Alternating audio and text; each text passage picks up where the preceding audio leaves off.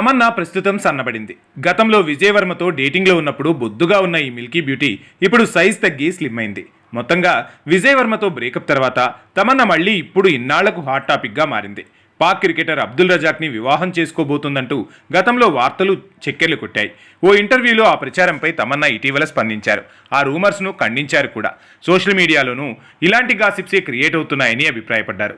ఓ jewellery shop ప్రారంభోత్సవానికి అబ్దుల్తో కలిసి హాజరయ్యారని గుర్తు చేసుకున్నారు. మరోవైపు విరాట్ కోహ్లీతో రిలేషన్షిప్లో ఉన్నట్టు కూడా రూమర్స్ రావడంపైన తమన్నా రియాక్ట్ అయ్యారు. తాను విరాట్ని ఒక్కసారే మీట్ అయ్యారని, ఆ సమయంలో ఇలాంటి ప్రచారం జరగడం తనకు నిజంగా బాధగా అనిపించిందన్నారు. ఆ తర్వాత మళ్లీ కోహ్లీని ఇప్పటి వరకు కలవలేదని తెలిపారు మిల్కీ బ్యూటీ. మీడియాలో ఉన్న వ్యక్తుల గురించి అందరూ సులభంగా రూమర్స్ సృష్టించేస్తారు.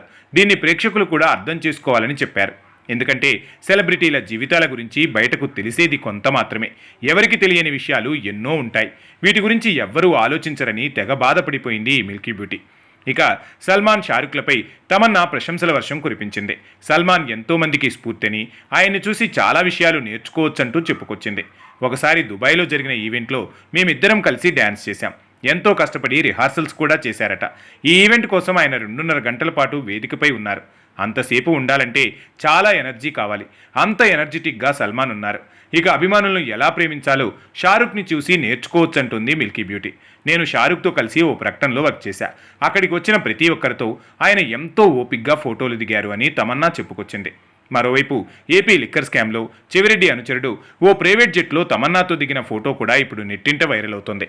మొత్తంగా లవ్ బ్రేకప్, తెలుగు సినిమా ఆఫర్లు తగ్గిపోవటం, ఇలా అనవసరమైన వార్తలతో తమన్నా డిస్కషన్ అవుతూ ఉంది. ఇవన్నీ చూస్తే మిల్కీ బ్యూటీకి ఇప్పుడు బ్యాడ్ టైం నడుస్తుందంటున్నారు అభిమానులు. చూడాలి మరి వీటన్నింటి నుంచి తమన్నా ఎప్పుడు ఎలా బయటపడుతోందో.